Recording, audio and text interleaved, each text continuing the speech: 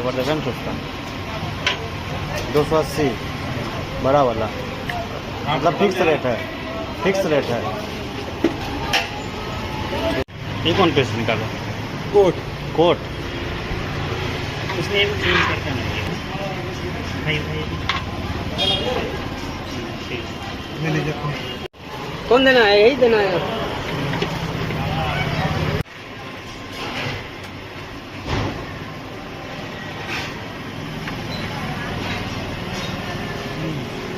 Plane चावल भी है, पुलाव खाली पुलाव, पुलाव रोटी होगा। एगो नल्ला दीजिएगा। प्लेन चावल ठीक है ना भैया? प्लेन चावल कैसे प्लेन? तो ना ये 240 डाली ना मटन, प्लेन चावल चिकन चिकन 180। रोटी ले लीजिए तुम।